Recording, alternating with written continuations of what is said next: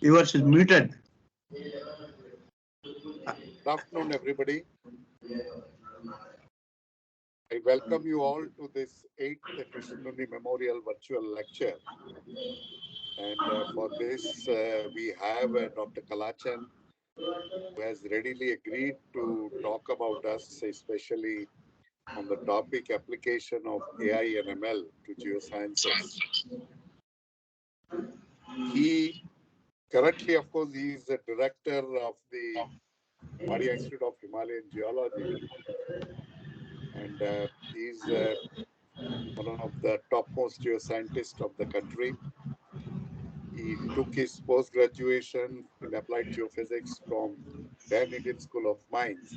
Of course, now it is called IIT ISM. And he has a lot of expertise, but if I have to put it in a very small, few words, I would say that he has done very pioneering work in the field of seismic tomography, rock physics, AI and ML approaches in variety of the fields. But I think the most important work which he has done is on the gas hydrates.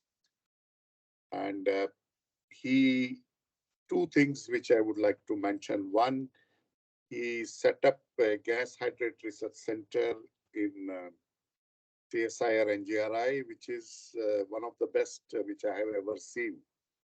And if you get a chance in Hyderabad, I think you should visit his center. Of course, now he's in Wadia Institute, but I think this was his very landmark contribution. And after he joined Wadia Institute, he has set up AI Center of Excellence at the Wadia Center.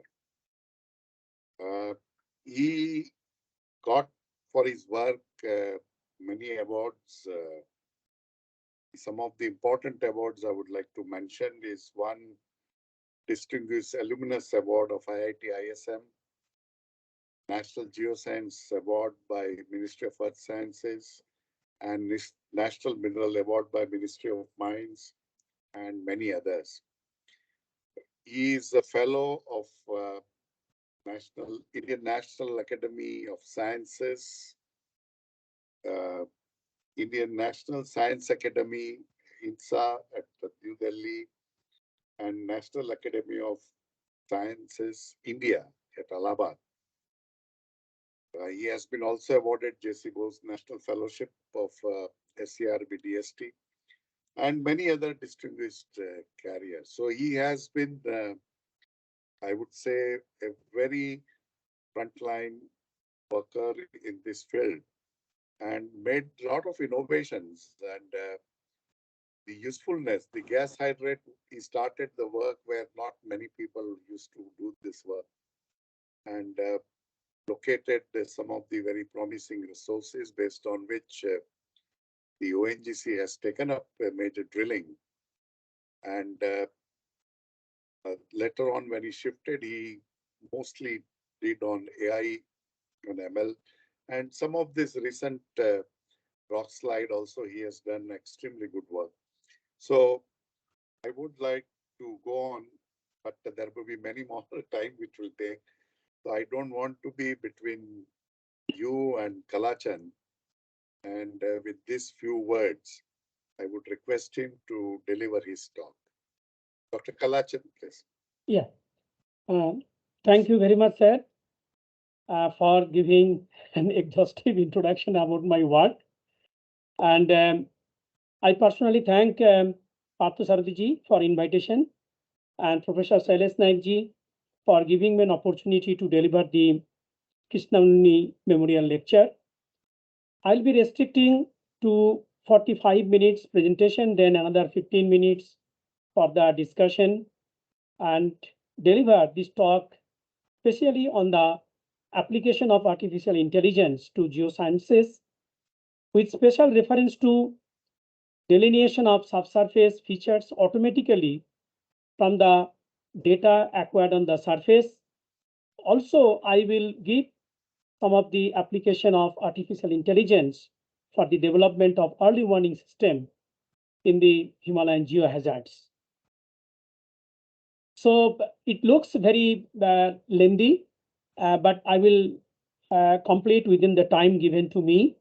Little bit background I'll be giving on artificial intelligence and machine learning, and there are different techniques available. They have different advantages, disadvantages. So depending on the problem, the different algorithm can be utilized to address the challenges or issues. Then I will touch some of the experiment, what we do for subsurface imaging, for the delineation of the structures, for the delineation of the properties using seismic data, and then show some of my work, how the data can be utilized for bringing out encyclopedic knowledge that can give a lot of information for different purposes. That also I'll touch upon. Then what are the challenges we face when we process the data, when we interpret the data, when particularly the data volume is huge, and when we see the geologically complex area. So I'll be able to apply the artificial intelligence and machine learning. For that, I will touch upon some of the workflows that will be utilized for the computation of hybrid attribute or meta attribute, on which we have just recently wrote a book published by AGU. And that book shows that from the 3D surface data, we will be able to delineate automatically different subsurface features that can be utilized for several purposes. Then I will touch upon some of the aspects, application of the artificial intelligence for the development of early warning system that can be utilized for glacial avalanche, landslides, earthquakes, and I will also show at the end that what are the messages we can take home with regard to disaster risk reduction, as well as for the delineation of the subsurface geologic features and properties for several purposes. I'll not touch much time on this because in the background, everybody knows that our brain works, how it works. It has a nervous system. It gives information to different part of our body through the dendron. It carries the information. So based on this biological neuron, this the system, what we are talking about today, artificial intelligence and machine learning, has been built upon. And everybody knows that human brain is a very proficient for qualitative analysis and pattern recognition. But when we look into large volume of data, when we look into very critical problem, then human brain gets exhausted. It depends on, we cannot carry for a large to deal with large volume of data as well as to deal with complex problem. Whereas a machine, which is nothing but a calculator or computer, if trained again by human brain only, human intelligence to do that job, it can do continuously. It can deliver answers with great accuracy, even if the problem is very, very complex, even the data volume is huge. So this has prompted in fusing human intelligence with the machine intelligence, and that's what Dr. McCarthy, which is called father of artificial intelligence, has developed this tool. And there are nowadays several algorithms available which are utilized for solving complex problem of our day-to-day problem, process big data at much ease as well as with reduced human intervention. Geoscience data have grown tremendously, and most of the data are nonlinear in nature, and therefore we need a technological advancement, technological breakthrough, so that we can have some sort of flawless analysis of the data sets, so that we can bring out some of the useful informations needed for several purposes. Again, in the background, I'll be utilizing some of the terminology just for the benefit of all the audience. I understand there are a lot of people, those who are not directly associated with the artificial intelligence and machine learning, even, but they have shown a lot of interest. So just I'd like to, in one word, define what is artificial intelligence and machine learning. Basically, it is a machine or computer that particular algorithm teaches from the experiences, and that doesn't need explicit programming.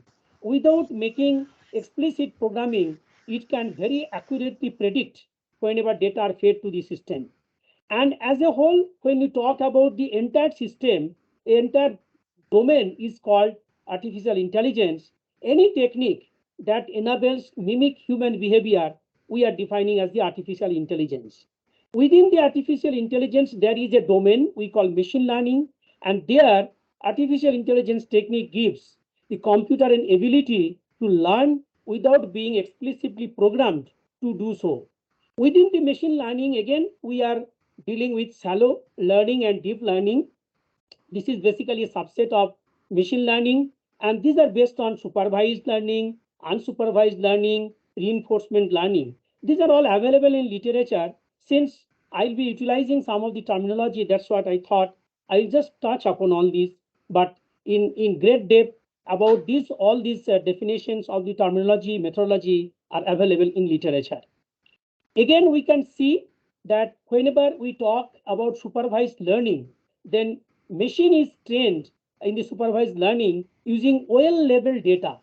Whereas in unsupervised learning, the perceptron itself analyzes and determines common features without any prior informations. Whereas in a reinforcement learning, it is a type of supervised learning with a reward for correct answer and a penalty for the wrong answer, so as to maximize the notion of cumulative reward. So this is some of the concept we will be utilizing: supervised, unsupervised, or reinforcement.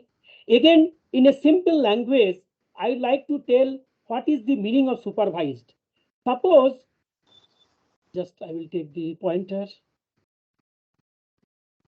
Suppose we have a collection of fruits, there are apple and banana, and somebody is asked, you tell how many apples are there, and only we are concentrating on the apple. And if we give the computer some sort of training that that he has to choose red color, he has to choose some sort of shape of round shape and dimple at the top. So these are called characteristic property or attributes. So if we give some attribute, then even if there are million of apples, that if we train the computer, it will pick up and tell in few seconds that how many apples are there. So this is called the supervised.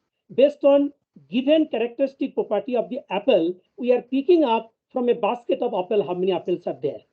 But when we are not telling specifically one particular object, just like apple, it is a mix of apple, banana, as well as we can see pears. And we know that every item has its characteristic property. They are called attribute. Based on that, in the unsupervised, we are not giving any level data. By based on certain characteristic property, it picks up and then tell that how many apple, how many banana, how many pears are there into the system. In the reinforcement, what we do, we invoke. Suppose a cat is sitting over here, and if we give a fish, you see that she was sitting here. Because of the fish, he will start walking, and that walking is one of the important parameter to identify the cat. So this way, reinforced, the state of action gets changed. So based on different algorithm, based on different problem, we use different type of algorithm of the artificial intelligence and machine learning.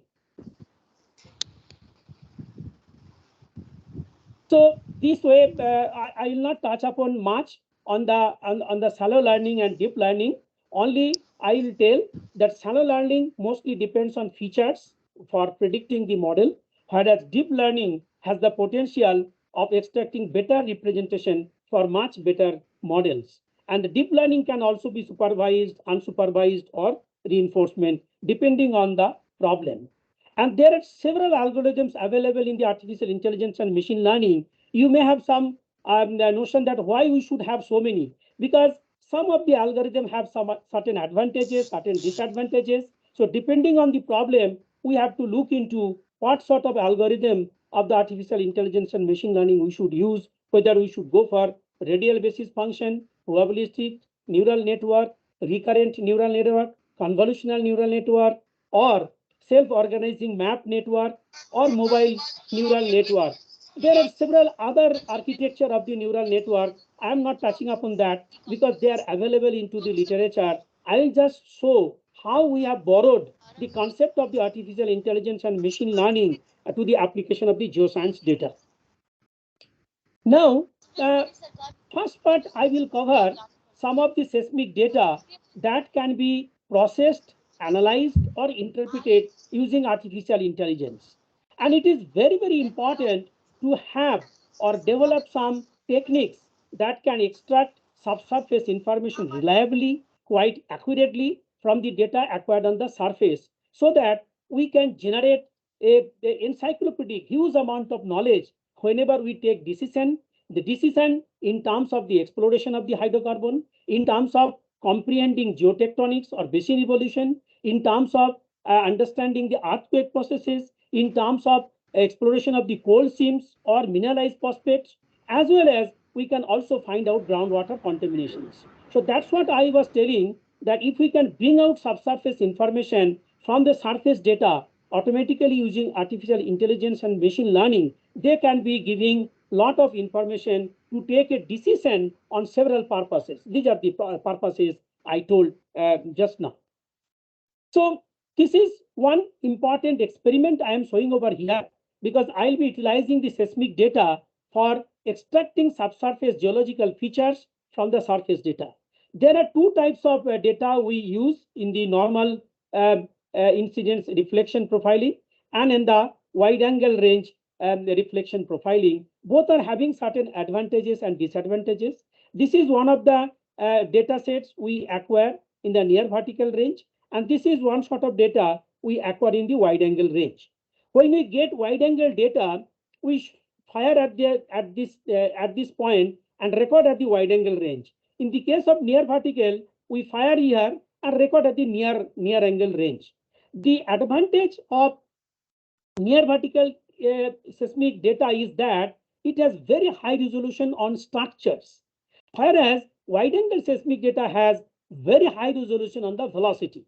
So if you look into the velocity model, then we can see in the subsurface the blue to red how the velocity varies, and this very important velocity property, velocity information can be derived from the wide angle data. And if you look into the structural information from the near vertical data, then you can see there are a lot of faults, a lot of fine scale structures. They are present into the subsurface that have been delineated by the near vertical. So if we have the near vertical and wide angle data together, and then we can have both high resolution on structure as well as on the velocity properties. So that's why we acquired both sets of data. So this is some of the process sections we have developed at NGRI. Now we have extended. Professor, I think the slides are not changing. Okay. So no, far, it's changing in my computer. Everybody has same problem. It now is also changing from my side, sir. For me. It's changing. The slide what I am seeing, different techniques. It is changing from well. We are able to see, sir. Okay. We are able to see, sir. Carry on. Okay. So some of the advanced tool I developed, our group developed, my students and myself at NGRI, based on the seismic data, and you can see all these tools.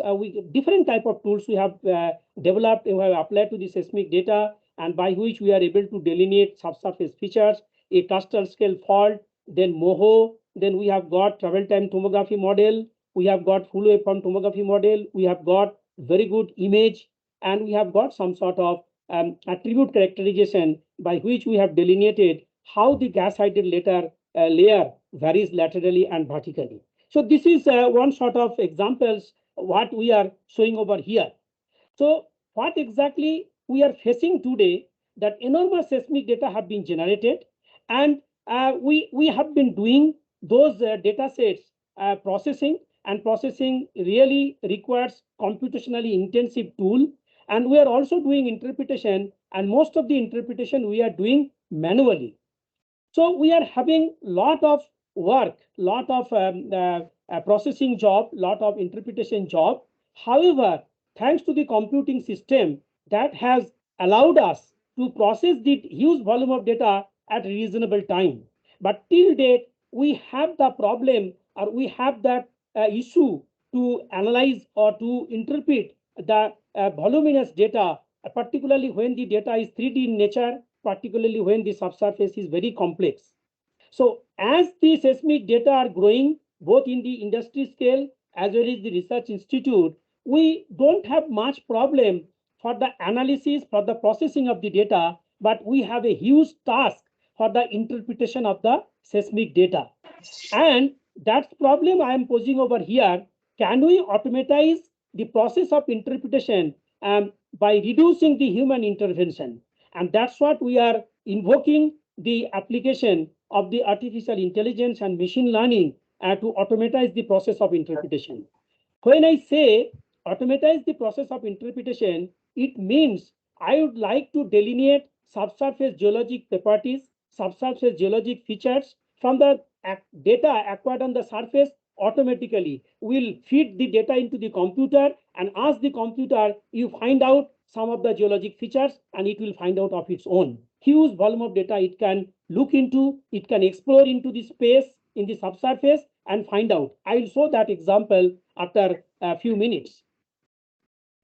All of us again know that nowadays artificial intelligence and machine learning is being extensively used almost in all fields: medical, engineering, science, business, automobiles, education, finance, gaming, healthcare, manufacturing, weather forecasting, traffic, robotics, to automatize the process.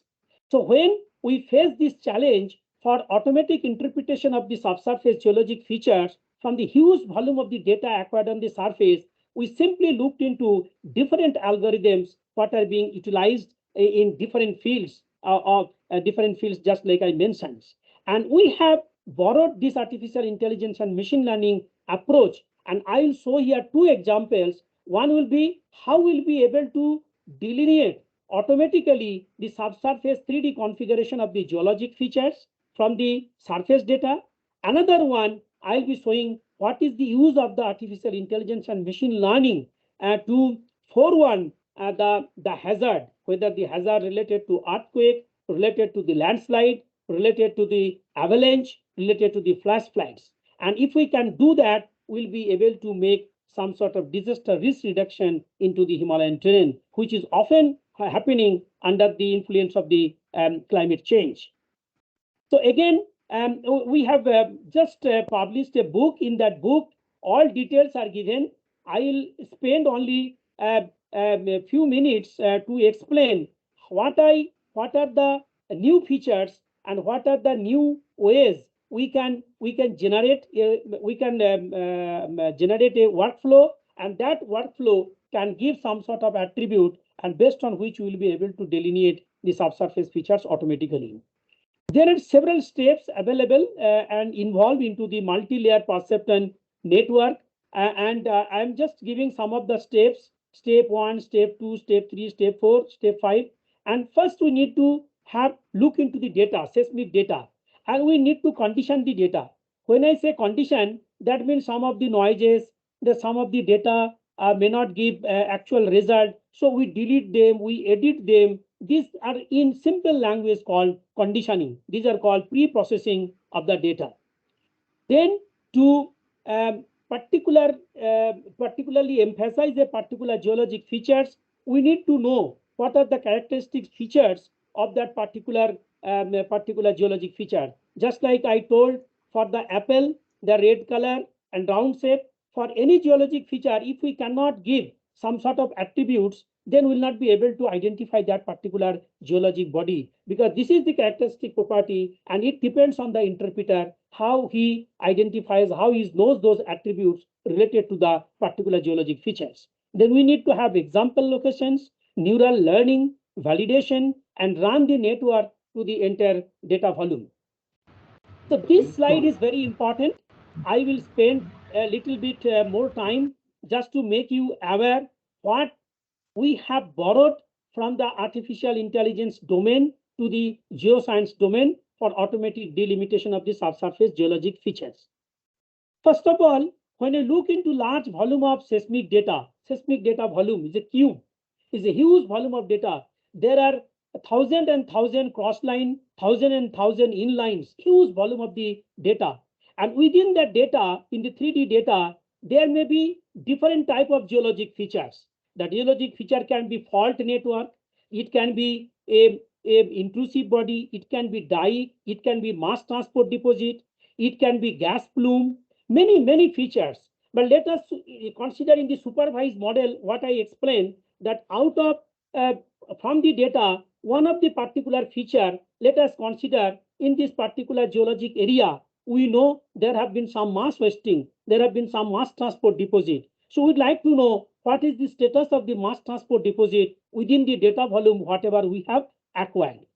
And corresponding to that mass transport deposit, we have identified some of the attributes, characteristic property, just like Apple, we told that low similarity, there will be variable dips and low energy. So we look into one portion of the data. That portion of the data may be 15 to 20%.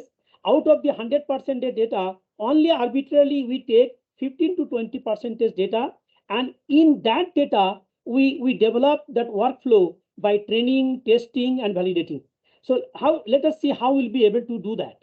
So what we know, that only a small portion of the data we have taken out, and in that data set, based on this attribute, we know wherever this attribute is present, that shows the mass transport deposit present, or mass transport present is there. So we fuse all these attributes and then make one hybrid attribute. That hybrid attribute we are defining as the meta attribute. So out of there are 1, 2, 3, 4, 5, 6 attribute, we have given low similarity, low energy, variable dips. We are fusing them using artificial intelligence and making one attribute. And since this attribute is related to the mass transport deposit, we are giving name to that hybrid attribute as the mass transport deposit cube meta attribute, whose values varies between 0 and 1, 0 and 1. Continuously, it may be 0, 0.1, 0.22, 0.9, 0.95. Between 0 and 1, this computed value hybrid meta attribute varies. Now, out of 15 to 20% data arbitrarily taken out from the volume, we just look into some of the around 70% of data inline and crossline, and find out based on those features whether mass transport deposit is present or absent. Wherever it is present, we give that binary number 1. Wherever they are absent, we give the binary number 0. So therefore, in the small volume of the data taken out from the entire volume of the data, we manually find out where is mass transport deposit present and absent, and accordingly we give present means 1, absent means 0. Then using the feed forward technique, we compute or we predict at those locations that mass transport deposit whose values lies between 0 and 1, and then iteratively we change, iteratively we minimize the difference between the observed values lying only 0 and 1, but computed values, predicted values lies between 0 and 1 any value. And that difference between the prediction and the observation within the small volume of the data is minimized by changing or adjusting the learning rate, momentum, and weights. These are all terminology used into artificial intelligence and machine learning. Again, into the book, we have given that explanation, that definition, etc., etc. Only thing what I am just briefing before you, that from a small volume of the data, 15 to 20%, again, 70% from the 15-20% we use for the training, remaining 30% we keep for the testing. And this way, when we reach by changing the weight, learning rate, and momentum and get a plateau like this, then we see that this particular machine is trained. And when this 70% data is trained, remaining 30% data out of 15-20% of the total volume is also we see they are following this pattern or not. If it follows this pattern, we are very happy, and we know the machine through the feed forward and the back propagation, it has been trained properly. Now it can predict anywhere, wherever you want.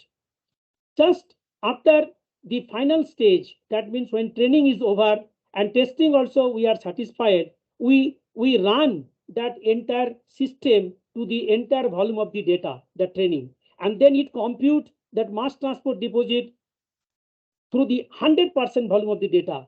We used only 15 to 20% for training and testing, but when we are satisfied with this plateau configuration by changing the learning rate and momentum and weights, and finally reach here that the difference between the prediction and the observation is minimum, and then in that setup we run into the entire data sets and it computes throughout the volume, and we have given a threshold level of 0.7 mass transport deposit metacube. That means value wherever we find for the mass transport deposit cube meta attribute more than 0.7, we say there is a mass transport deposit. So automatically it picks up wherever what is the configuration of the mass transport deposit within the entire volume of the data, and where is present, where is absent, everything. And it gives some sort of automatic interpretation that what is the mass transport phenomena has taken place, where has not taken place, where it has taken place, and what are the configuration, what are the 3D architecture. Based on that we interpret. In between, we also check wherever we have not taken the data 15 to 20% data, whether it has predicted properly or not. Then we arbitrarily find out one or two cross sections, inline or cross line, and find out the predicted value, and whatever we see on the seismic section mass transport deposit, they are there or not. And we, by doing a few cross sections, whenever we are happy that yes, they are present wherever it has predicted, and then we are fully satisfied and get the complete configuration of the subsurface architecture of the mass transport deposit from the surface data. So this is the basic concept. I think those who are not from this background will be having some sort of because I also spoke fast, but this paper or the concept very well explained into the scientific report we have published in 2020, and you can get all these relevant informations. So basically, I'd like to show that we have taken a very small volume of the data, and in that volume of the data, we have used the artificial intelligence and machine learning to train the system based on the characteristic properties or attribute. All the attributes have been fused together to make a single attribute, and the single attribute varies between 0 and 1 by iteratively matching the prediction and observations. Whenever we find plateau, we consider that machine is trained, and once the machine is trained, that machine is asked to explore the mass transport deposit from the entire 100% volume of the data, and wherever it finds out that mass transport deposit value more than 0.7, we find out that they are present into the system. So this is the basic concept of automatic delimitation of the subsurface geologic feature. In this case, it is a mass transport deposit from the huge volume of surface data. Like that, we have applied extensively to other set of data sets, and here also we show that how we have been able, based on the same concept, gas plume in one of the prospect into the New Zealand data sets, because we didn't get high resolution 3D seismic data from our country, from industry in the beginning. Later on, when we when we demonstrated all the capability, we got huge volume of data. Now we have been doing that. I'll show that example also. So here what we have done, again based on the similar concept, instead of taking mass transport deposit, now we are concentrating on the gas plume, and corresponding to the gas plume, we have identified that what are the characteristics, features, or attribute. Those attributes have been fused, and we have computed that chimney cube meta attribute, and that has given the distribution of the gas plume into the entire system that has come from the Pakoni group to Kapuni group, Mahakatino group, Waki. These are the different formations of the sedimentary rock into that particular basins. So this way it provides a three-dimensional configuration of the gas plume from the data acquired on the surface into the New Zealand. Third example also I like to show over here, that we also know in the subsurface there will be a lot of faults. They will be having some sort of network. But if we want to pick up those faults one by one manually after processing the data, maybe the human analyst will be losing his interest, or maybe he'll not be able to do that. He will be completely exhausted. To reduce that human intervention, we have done this artificial intelligence and machine learning. Again, based on the same concept, we have identified the attributes. Attributes have been fused using artificial intelligence. We have computed the fault cube meta attribute, and then same way we have trained the system, and we have found out from the entire volume of the data, and then we can easily get wherever we find more than 0.7 threshold fault cube meta attribute value, and that gives automatically the configuration as well as subsurface disposition, nature of fault, everything we find out. And again, after the exercise, we show over here wherever the prediction has been done using artificial intelligence, we take up some of the cross line and inline, and when we just superpose those predicted value on the seismic sections, we find out that wherever that seismic faults are found out on the section, and the prediction also has been given quite accurately. And we are extremely happy to see the fault delineation by the machine, what people or human analysts could not have been done, particularly when the geologic area is very, very complex, when the data volume is so huge, we will not be able to do that, but machine has done perfect job. And again, how will be able to do that based on the similar concept? Only we are changing the attribute, we are changing the geologic features and getting it. This also have been, all this work have been published, and they're all available into the published domain. If somebody really wants to know how does it work, and based on that particular paper, based on that particular article, he can also extend that work elsewhere, not only in these basins. And this work are getting a lot of attraction to the entire scientific community, and within very few years, we have got all these artificial intelligence related paper cited hugely, even downloaded hugely. So that shows this work in the scientific community is getting attracted. This is another important work we have done that is also published in Journal of Marine and Petroleum Geology. Here we have parallelly computed the fluid migration as well as fault network. Some of the fault work as a migration path for the fluid, but not all the fault work as a migration path for the fluid. So we have calculated for one set of data in Parihaka prospect, again in the New Zealand and Taranaki Basin, and there by computing based on fault cube meta attribute and fluid cube meta attribute, we have computed fluid as well as we have computed fault, and so which fault have acted as a migration path for the fluid. Again, we have just shown whatever we have found out by doing this artificial intelligence and machine learning application to the seismic data, and later on we just show or superpose the prediction value over the seismic section, and there also we see whatever seismic section faults it shows, whatever prediction shows, whatever seismic section fluid migration show, whatever prediction shows, they're matching quite accurately. So this shows the power of the artificial intelligence and machine learning to understand how the fluid migrates from the source to the surface or in the reservoir, and how the fault acts as a migration path for the system working into the region for the exploration of the hydrocarbons. This is another example we have done into the Kora prospect, and here also based on same concept, we want to understand what is the three-dimensional configuration of the magmatic seals into the, because from the geological knowledge we know there are a lot of seals, but how do they occur into the subsurface, what is their configuration, what is their architecture into the subsurface, how the lobes look like, upward rising limb look like, all sort of things we have done. Again, you can see that somewhere seals are not completely attached, they are also broken, and there are many ways. So entire configuration of the seal we have found out using the same concept of computing. Here it is called seal cube meta attribute.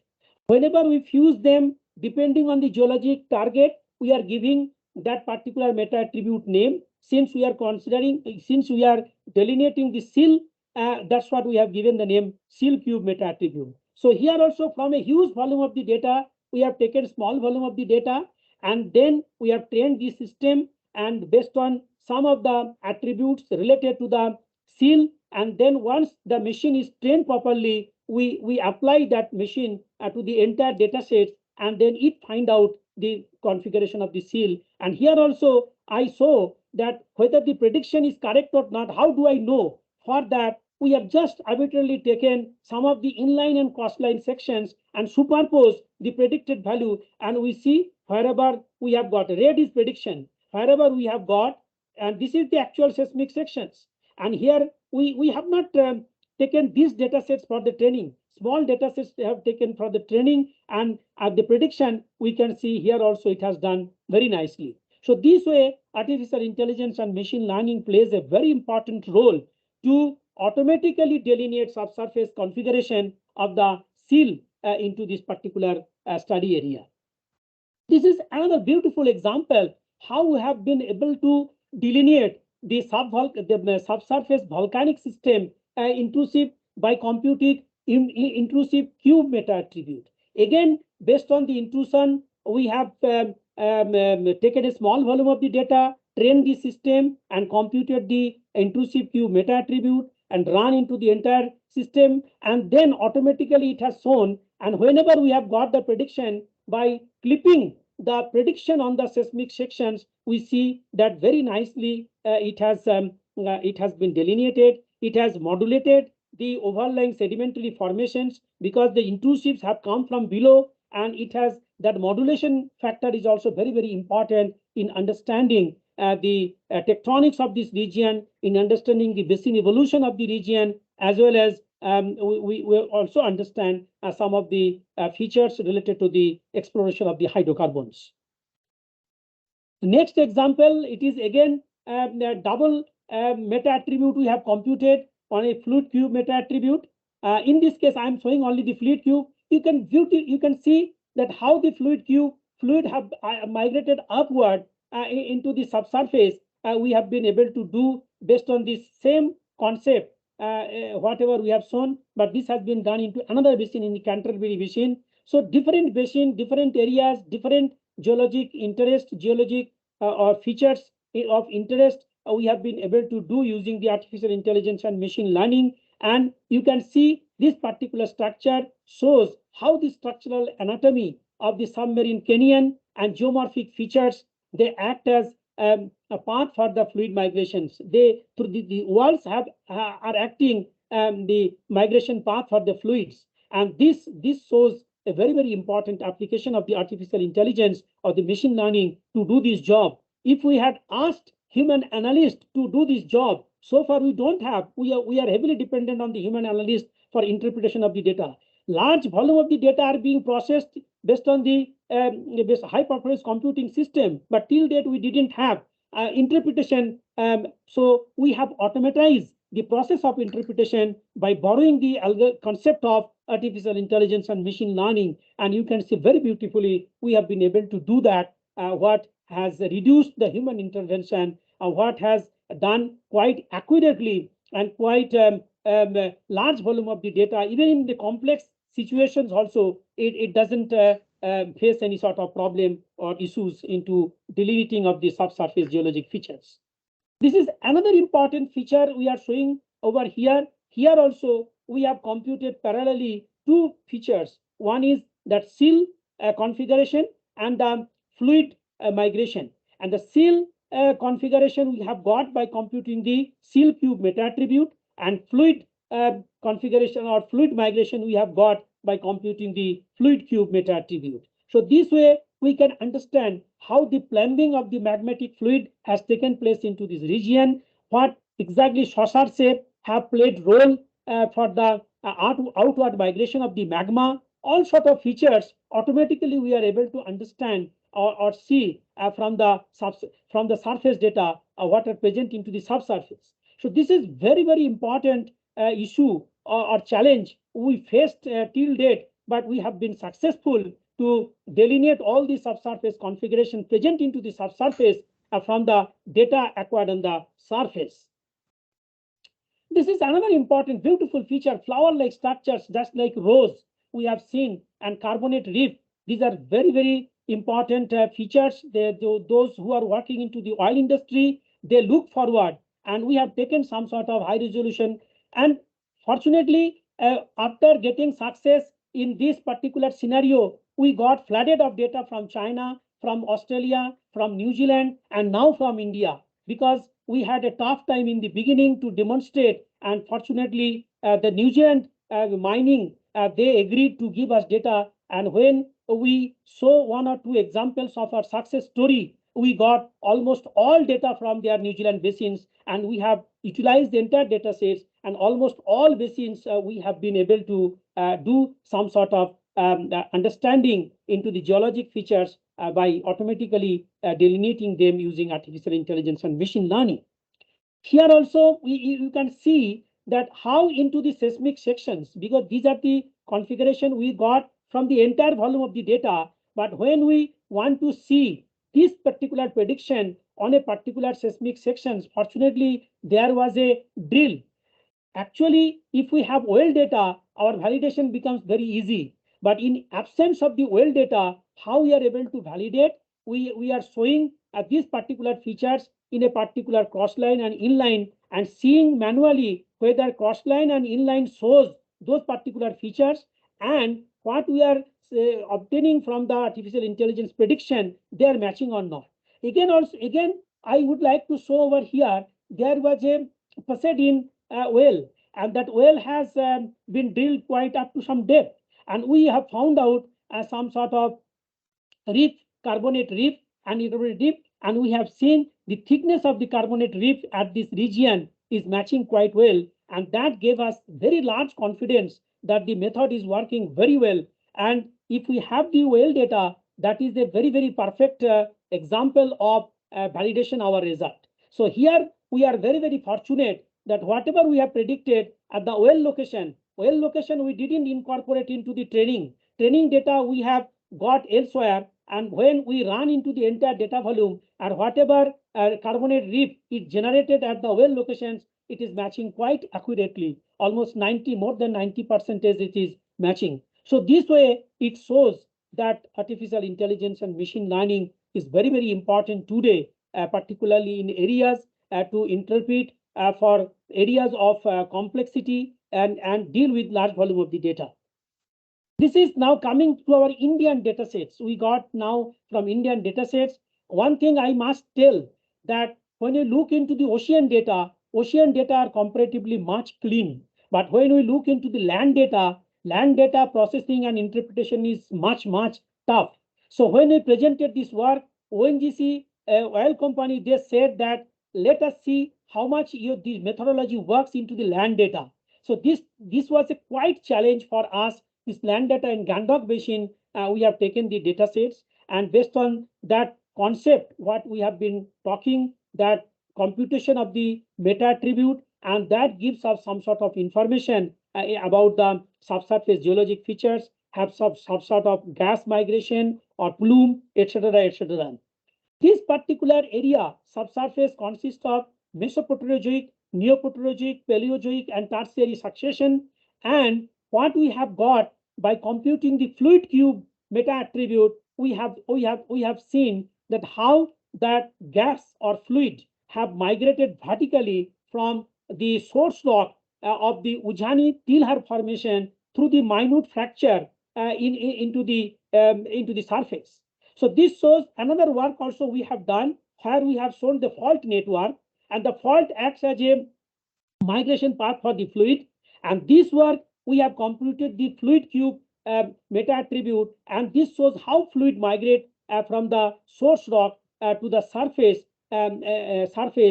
through the fractures. So this shows a lot of implications to understand the hydrocarbon prospect into the Gandhak Basin, into the Indo-Gangetic plain. So this work has given a lot of confidence that this methodology of applying the artificial intelligence and machine learning to the seismic data for the exploration of the hydrocarbons on land data also works very well. Another important observations we have got by employing the artificial intelligence and machine learning into the Upper Assam Basin, again into the land data, and there all of us know that Tipom sandstone and beryl coal cell, these are the units where we consider them the source rock and the reservoir rock. We'd like to know what are the surface configuration of the Tipom sandstone, what are the surface configuration of the barrel coal cell unit, and what type of depositional environment was present. By looking into the seismic texture, by looking into the seismic features, we can understand what was the depositional environment when the Tipom sandstone 20 to 11.6 million years back in the Miocene time is deposited.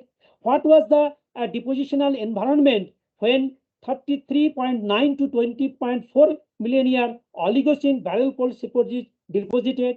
And we find out from the different characteristics of the Oligocene barrel formations that they were much more deformed, wavy, and chaotic heterogeneous texture, and that indicate the deeper basinal environment existed during the deposition time.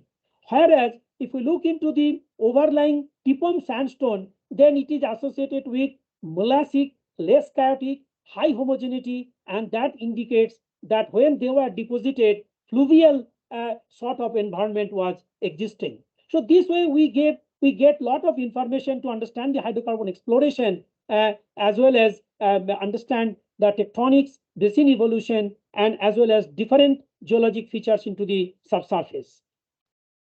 Another important feature we got into the Upper Assam Basin, that geometry and kinematics of the strike slip fault of that barrel top and Tipom top we got, and we can see that most of the fault network is the northeast southwest trending, and they are compartmentalist.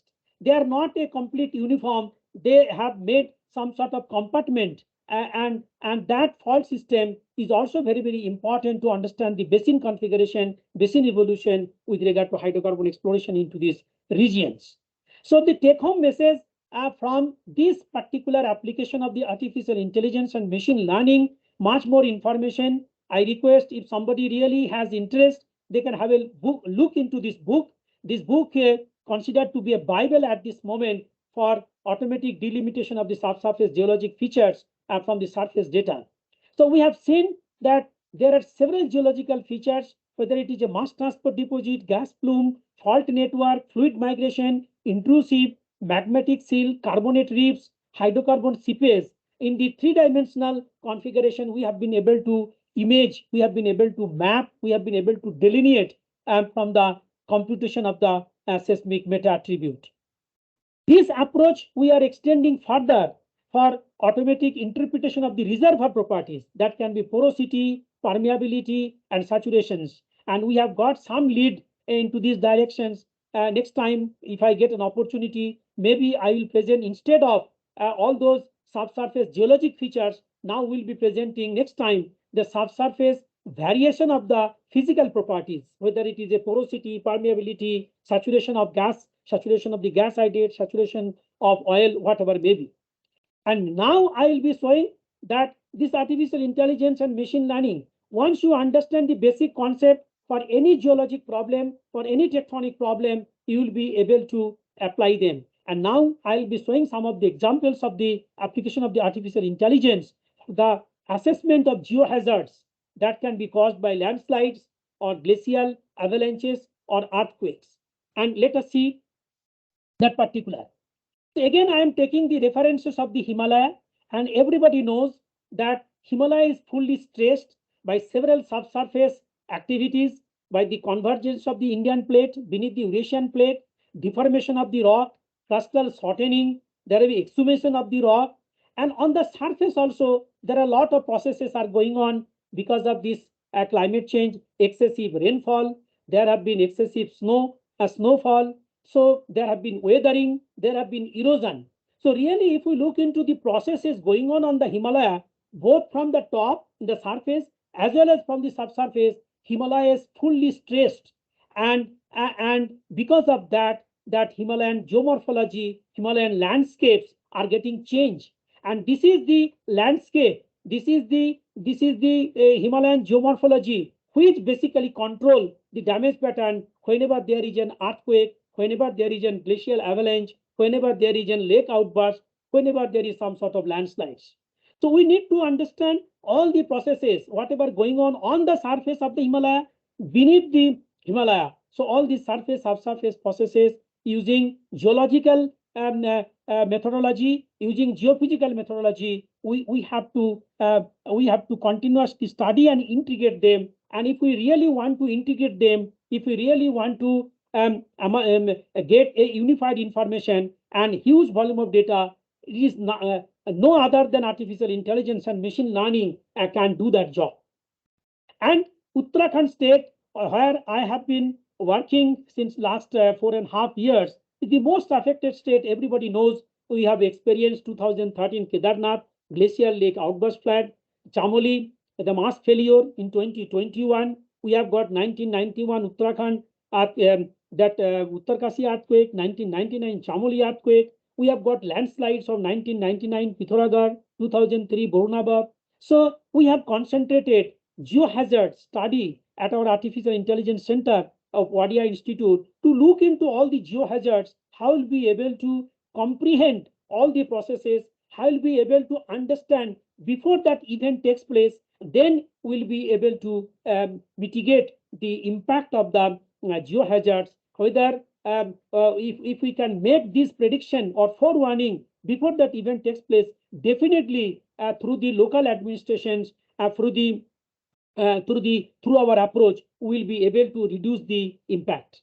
So everybody again knows that every forum we are talking about the climate change, which is nothing but the long-term shifts in the temperature and weather pattern in an area. And Himalayan perspective, we are seeing a lot of indicators for the climate change in terms of we are seeing glaciers are getting, glacial lakes are being formed, glacial lakes are being expanded, snow cover is getting variable, and snow depth is also thinning, upward shift of the tree line, and its impact are visible to the water scarcity, adversity into the energy, food, health securities, climate seasonal changes. You are seeing nowadays, last 2 to 3 years, that what there is no particular season. What we studied into our school days, that there are 6 seasons. Now any season, anything we have been observing.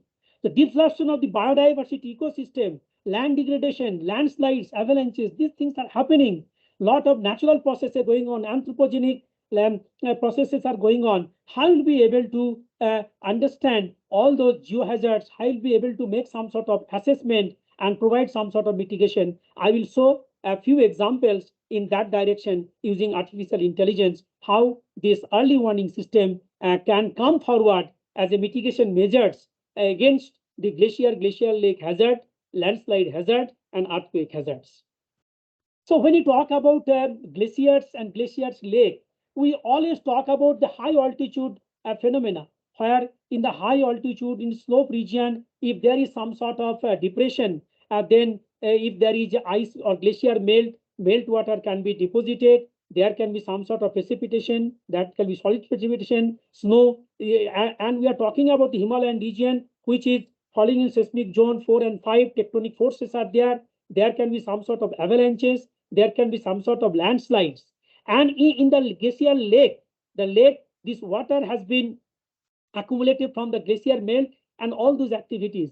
And it has a finite capacity of holding that amount of water, number one. And always, the walls of the lake are not very concrete. They are made up of very loose debris material, we call moraine, etc. So we need to understand what is the strength of the wall. We need to understand what are the capacity of the lake. And if we can constantly monitor that how much amount of water is getting accumulated into the lake, then we'll be able to predict when that wall can be breached, when that amount of water will exceed and that can flow down. And if it happens into the high altitude, you understand that amount of water, even if it gets breached over here, in the beginning it may be narrow, but in course of time it will be widened. So huge amount of water and will come out, will gas out in the downstream, and on its way, whatever it will find, whether it is sediments, whether it is other moraine, small plants, everything. So mass will be enhanced, velocity will be enhanced, momentum will be enhanced. And in that momentum, debris and water will come down, and that may cause damage to the road, bridges, even hydroelectric power, anything, whatever it will find on its way. And that exactly happened into the 2013 Kedarnath, 2021 Rishiganga, Dhaliganga. So there is a huge challenge to the geoscientists. How we'll be able to understand this phenomena, when we can expect this type of glob or this type of glacial avalanche. So for that, I'll be showing that this approach at Wadia Institute of Himalayan Geology, based on artificial intelligence and machine learning, we have been developing. We have installed some of the instruments, some more are required. And if it works, really it will be a great boon or contribution from Wadia Institute of Himalayan Geology. So how will we be able to do that? If suppose that is one of the example I'm showing over here. There is Khatling Glacier, there is Ratangrian glaciers, and in this case we are seeing one of the Bilangana basins. And this we have been observing and monitoring since long into this Uttarakhand Himalaya.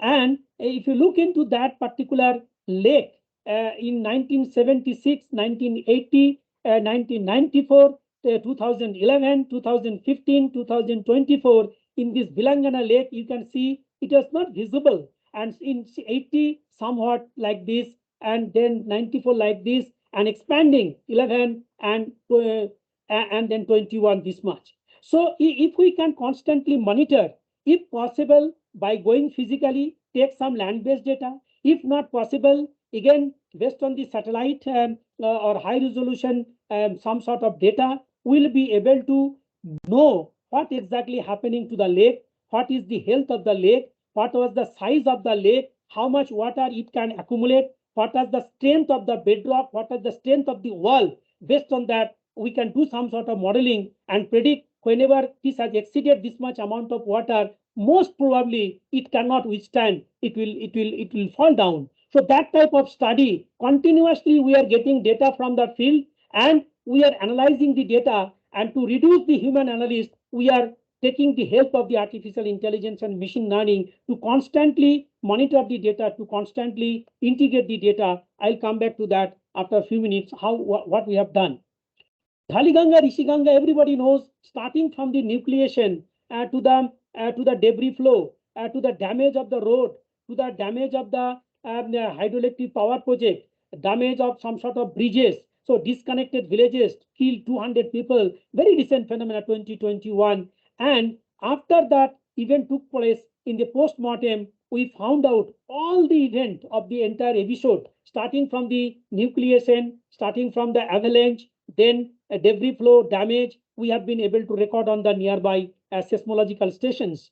The seismological stations in Himalaya is deployed for our seismicity study, not for this study earlier, but after this event took place at a distance of 12 km Tapovan, we had stations. By looking into the Tapovan data in the post-mortem, we found out that all the important event into the entire episode are arrested over here based on their characteristics, frequency property into the system. We have given the mark T1, T2, T3. I'm not going to spend time over there. But most important, what we have studied, that before that actual event took place, 3 hours, this is the Indian Standard Time, we have observed lot of small tremors, less than 1 magnitude, 1.2 magnitude, 1.3 magnitude. So this was the highest magnitude, 3.8 magnitude, and we have a lot of tremors at different time.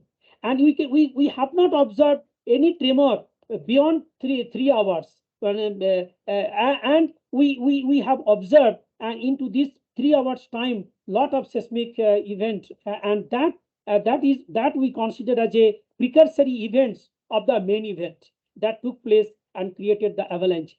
So this shows and gave us a lead to establish not only the hydrological stations, meteorological stations, along with the hydrological stations and meteorological stations, this particular investigation, this particular study helped us or led us to establish seismological stations also.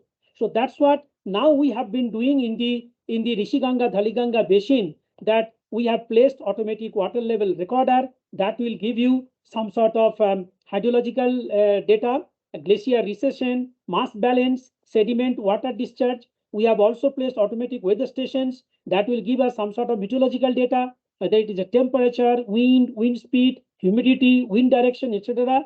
And at that region also, that volume estimations can be done by lake bathymetry, geotechnical investigation, GPR, and now constantly real-time mode, we are getting seismological data, meteorological data, and hydrological data.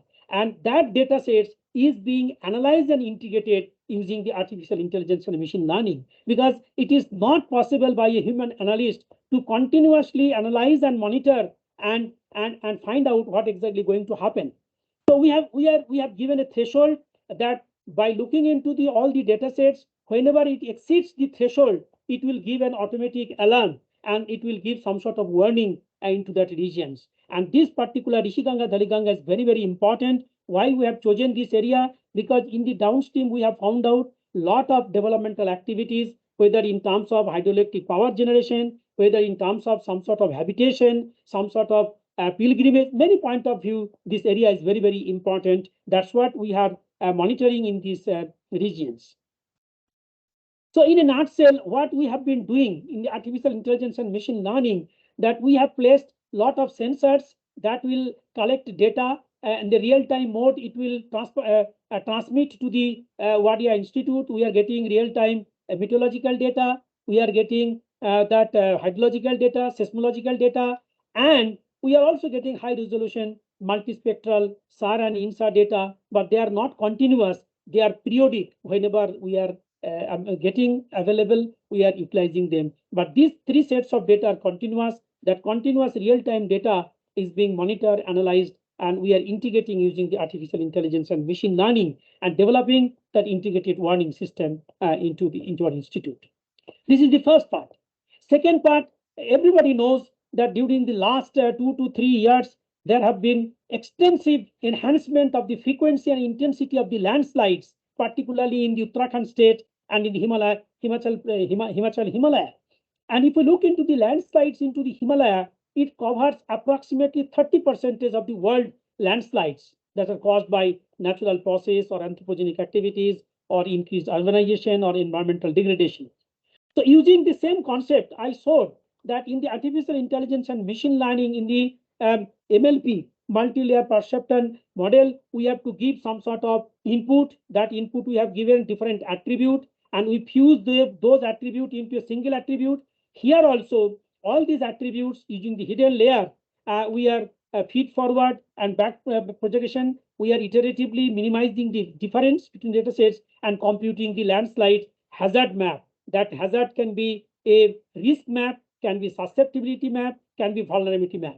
This is one of the example I'm showing from the Mussoorie region. Whatever data sets in the hilly town we get, that input data, that can be slope, that can be curvature, that can be direction, that can be elevation, lithology, structures, gradient, geomorphology, then rock strength, forest cover, built-up area. All these we have used as a input. And based on that input, using artificial intelligence, quickly we have prepared this landslide risk map, and the red shows the high risk zone and the green shows the low risk zone. And if we prepare this type of map, it is very, very useful to prepare the land use map, because this part should not be used for heavy constructions. This part can be used up to certain. So what type of land should be used for what purposes? If we prepare this risk map, susceptibility map, vulnerability map, this is very, very useful to the city planner and the city developer. That's what we have done for the Mussoorie. Similarly, we have done for other towns also. I'll be showing in the subsequent slide. But most important thing, that even if we prepare this landslide risk map and we say that this is the very risk zone, but we cannot say that landslide will take place here. It is the most vulnerable for the landslides. But landslides takes place, or landslides get triggered only by 4 important factors. Most important factor is the rainfall. Then second important factor is that if there is some sort of tectonic movement. Third important factor is that heavy drawdown of the underground water. Fourth important factor is that anthropogenic activities, that constructions of the heavy construction of the large building, tall building, they will also make impact. So these four important factors, if we can find out in the red zone, definitely we are going to have some sort of landslides into that regions. So for that, we need to establish some sort of web-based sensors the sensors can be placed into this region. That can be say that rain gauge, that can be piezometer, that can be inclinometer, extensometer, INSAR, total stations. So if we have a web-based sensors into this region, again that sensor data is transmitted to the headquarter, and if we can continuously monitor and analyze the data by reducing the human intervention, then artificial intelligence is the only way. We have been doing that, and if we are successful, then definitely we'll be able to forewarn the landslide into different cities and different areas. This is one of the examples of the Missouri. Similarly, we have done into the Nainital, Kumaon Himalaya. Into Dr. the Kalachand, I'll sum up. you may please quickly finish. I think it's more Yes, than sir. 1 hour. So, Yes, sir. yeah. I'll just finish. Yeah. So similarly, we have prepared in Nainital, Bhagirathi, and Goriganga machine, etc. The last part I'd like to wind over here, that everybody knows that in the Kumaon Garhwal Himalaya, we didn't have a great earthquake or large major earthquake in the last more than 250 years. We got 1905 Kangra earthquake, 1934 Bihar earthquake, and then in the Nepal side 2015. But if we look into the seismicity pattern, more than 4,500 earthquake has taken place whose magnitude is less, and it has been anticipated there is so much strain by the convergence of the Indian plate beneath the Eurasian plate has been accumulated that can generate a major earthquake or great earthquake. So that's why we are showing much concern, but we have not been able to predict because the technique is not available. And when we talk about prediction means where exactly, when, and how much energy. But one thing we have observed that because of the convergence of the Indian plate beneath the Eurasian plate, the subsurface rock is getting deformed, and their physical properties, chemical properties, geotechnical properties are getting changed. And that physical property can be seismic velocity, resistivity, magnetic susceptibility, density. Chemical phenomena may be emanation of inert gas, helium, radon, carbon dioxide, geotechnical properties, block deformation, water level, ground deformation, etc., etc. And we have seen that before an event take place, earthquake, there have been change or there have been some sort of anomalous behavior of these properties.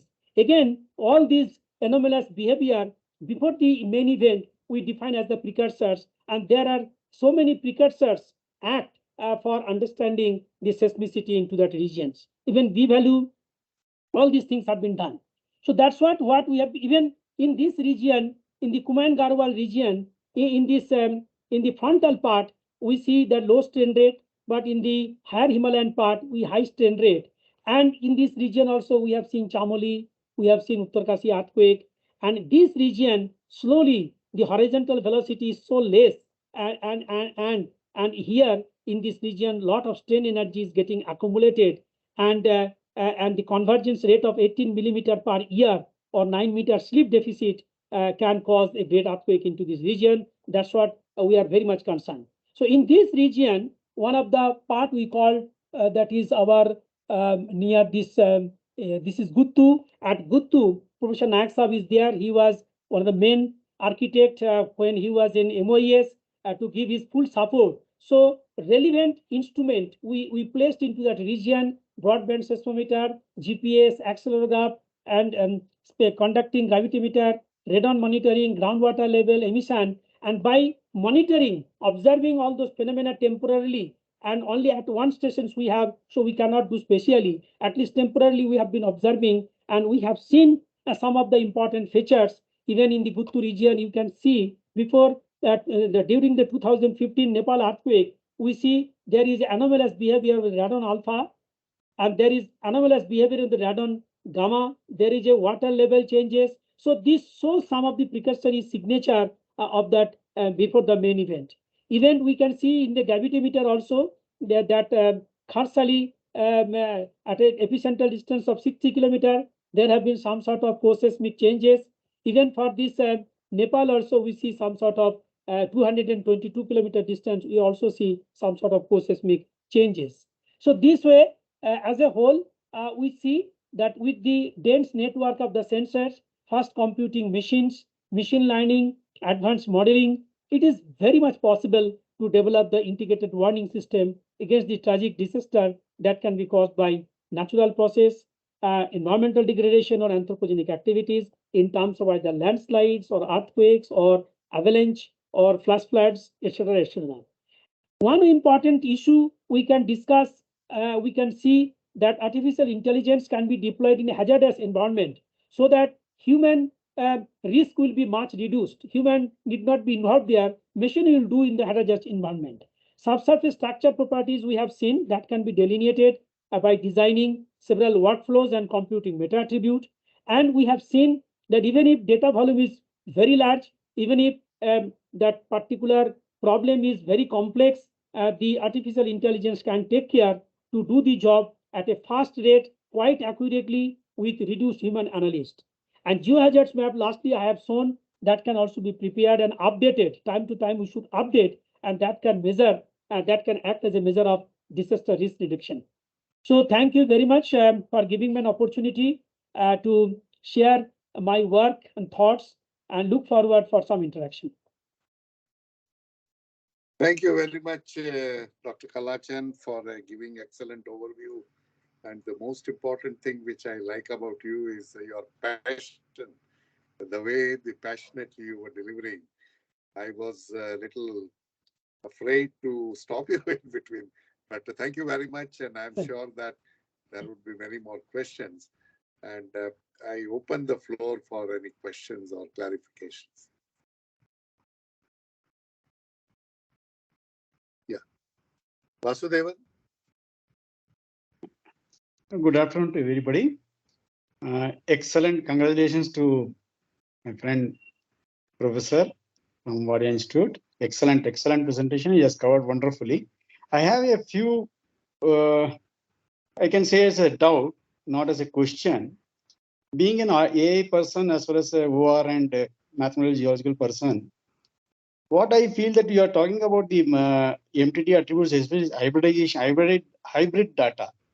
So when you're making the hybrid data you are generating, are you using any integration of multiple parameters into one, wherein are you giving weightage to any of the parameters, or are you defining this one on the basis of the OR concepts of A minus lambda is equal to 0, like that concept you use and use the eigenvalues to make the parameters lambda 1, lambda 2, lambda 3, or you are using the convolution technique? Yeah, sir, we have not used the convolution technique. We have started now.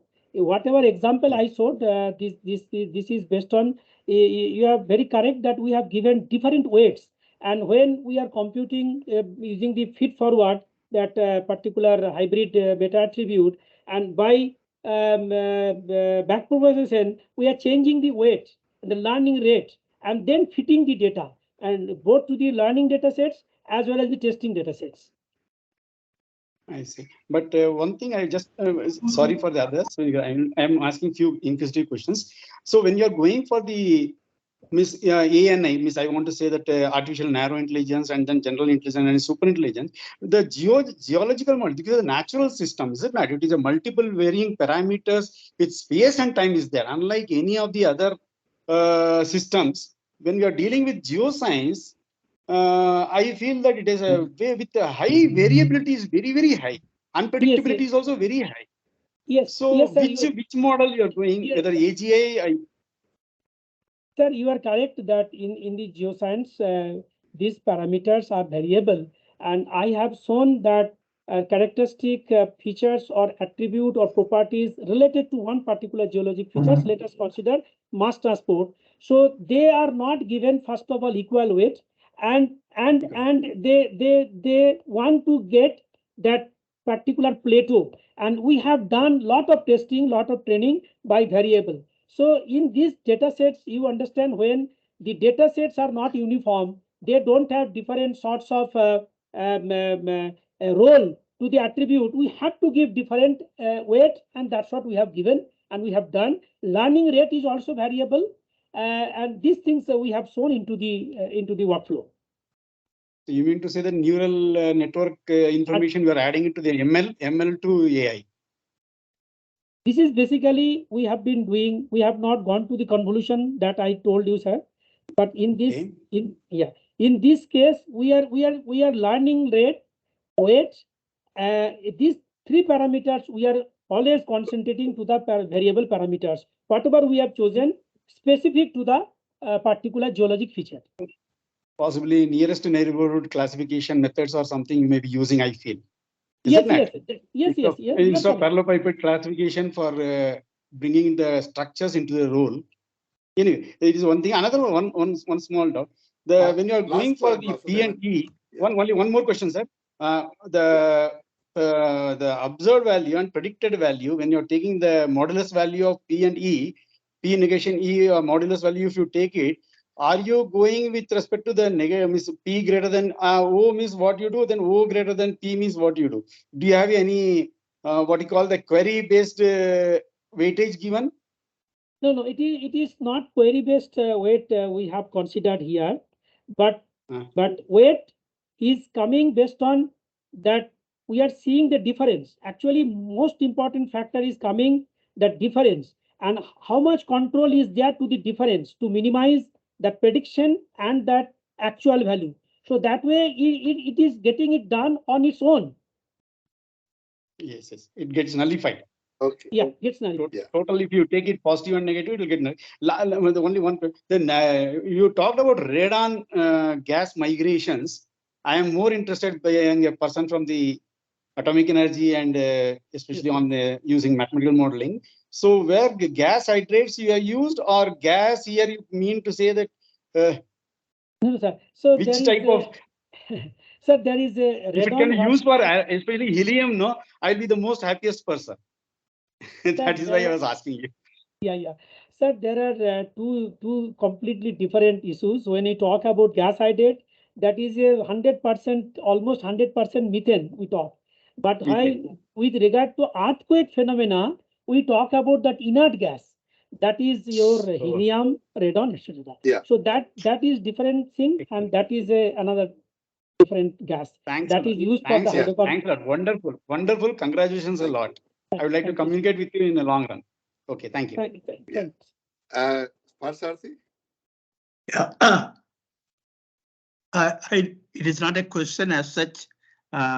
What I feel is similar studies can be carried out on one is hyperspectral mapping, where for each pixel you have more than 200 channels of data. So that volume of data probably is available to what AI rather than human interpretation.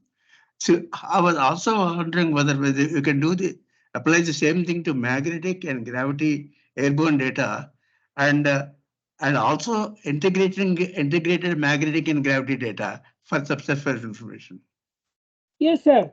This is very much possible. We have just started, and that's what just now Vasudevan Saab also telling. So when we'll be integrating gravity and magnetic data, again we have to give different sets of weight to that data sets, because all will not play equally. So this based on the similar concept, again we'll be able to integrate the not only gravity magnetic data, we can integrate a large set of data, even different kind of data, and artificial intelligence and machine learning will be useful.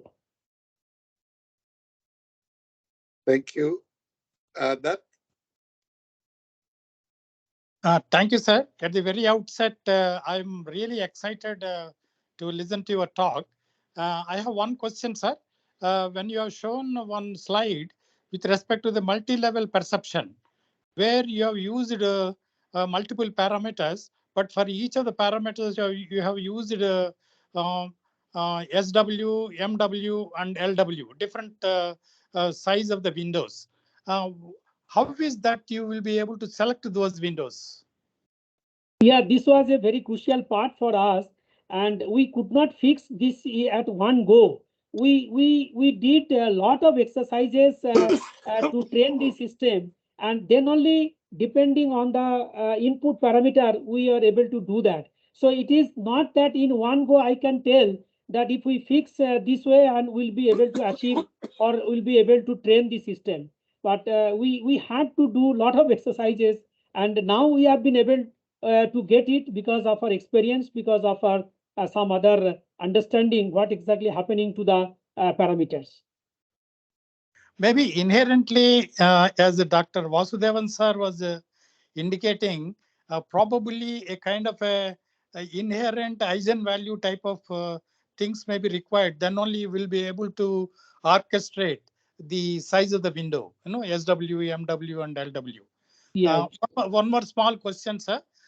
See, in order to have a country like India or Himalaya, very, very difficult to put so much of instrumentation. Will you be able to think of satellite-based observation with respect to the near vertical and broadband seismometer? You should really explore such things. Probably you will be the first man in the country, in the world. You are correct, but if we really want to forewarn and predict, we have to have the land-based data. And wherever possible, we can have. Wherever not possible, definitely we need to integrate these data sets with the high-resolution satellite data sets. So this we have started. There are a lot of scopes and lot of things can be done. And thank you. This is also a good suggestion.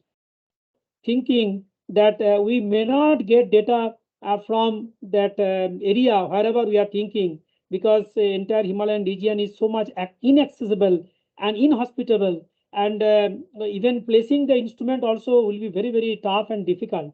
So this is one way we have to look desperately to the satellite data, but I am little bit afraid that with the satellite data, whether we'll be able to achieve the goal about the forewarning prediction what we are talking about. Thank you, sir. Very inspiring talk. Thank you, Dad. Any other comments or a question? I think Vasudevan Saab has some. Yeah, okay. Just to supply, sorry for interrupting. With the permission of the chair, Dr. Shailesh Naik, I would like to ask one thing. See, my friend was asking about the narrowing the observation stations. There are many algorithms are now available now for narrowing the either points or locales or using the satellite data, especially from the. If you go into the IEEE magazines, I used once in 1987 or 88, way back, for optimization of the stream sediment sampling from the the technique, which you can utilize for the Himalayas, provided the terrain remains constant. Because if you are remaining within the MCT MBT boundary, there should be no optimization. When you are crossing the MBT boundary and your main frontal fault, then again we have to optimize it. Again, when you are coming to MCT to the MBT side, again we have to optimize. So my friend has very aptly asked it. What I feel that with the first level of satellite remote sensing integrated with the radar images, and if possible, because of the variations of the climatic changes are there in the Himalayas, we can go for the thermal infrared imaging also. With integrating all these things, we can narrow down the target the observatory stations. But again, on the ground, we don't know how far that optimization will give. Again, as you was telling MEP and also in the window selections and all things, that is also one of the problems. Why with this one we can do it, sir. There is no problem. Okay, we attempted in our AMD, we have done optimization, we could do it, and with the wherever the geophysical parameters on lateral or the lateral one is almost uniform, there even the stations can be shifted plus minus this side and that side. This is not a good problem. Now I want only one small, because of this question, I want to ask you one more question as a person from, because I worked in Himalayas for a maximum time in Arunachal and complete northeastern and all those places. So what I want is, can using this technique, can we define the MCT boundary or the zonation or the different contact between the what you call our Delings and the Baksa groups or something, the limestone group, is Samopiletics and Semites group, or Miris and the Delings. This context, have you attempted anyway? Because this is much more important for us from the atomic minerals point of view. That is because my questions will be always moving around the same this what you call the circle, no? So Yeah. having worked for 38 years. Yeah, So we could have you not, delineate the boundaries with the small structural faults that are northeast southeast faults are there in that one? actually, we have not done that, but this is very possible. One of the example you have seen, I have shown that seismic texture. So instead of seismic texture, now geological texture, if we can look into, then that will help us to delineate the boundary. So we have to look into by other colleagues. This is a good suggestion. We can do that. Actually, one plus point for you is that psammophylites, what is the dwellings when I'm talking about, there are psammophylites with the different ratios of the silica with respect to sandstone and shale ratios. Whereas when you come to the Baksas, mostly they are all of the limestone and calcareous physics. Since you have done already one calcareous formation based separation, I was thinking interested in this one. By if we can do this one, it will be of immense help to our projects of DAE for narrowing the targets, and because otherwise it is a very hostile and very inaccessible terrain. Thanks a lot. Yeah. Thanks a lot. Sorry for disturbing you, most of you, by asking so many questions, sir. Yeah. Please excuse me. No, It is just in signal. Yeah. Okay. Okay. Thank you. Yeah. Any other comments? I don't see any others. So I'd like to thank Dr. Kalachand and all the members who present and participated in interaction. I hand over to Parsardi for the final vote of thanks. Yeah. Thank you, Dr. Naik. It's a great pleasure to listen to Dr. Kalachand Sain. It was a very lucid and informative presentation. In fact, I heard him earlier from Wada Institute sometime, maybe a few months back. So I thought he should address us also, and he readily agreed. I thank him for that, and thank him for excellent presentation. I feel in the late 60s and the 1960s, 70s, plate tectonics has brought a revolution to the geological understanding. Now I think it is a time for artificial intelligence to change further revolutionize this one. And we expect Dr. Kalachand Sain to be one of our leaders in that propagating that artificial intelligence.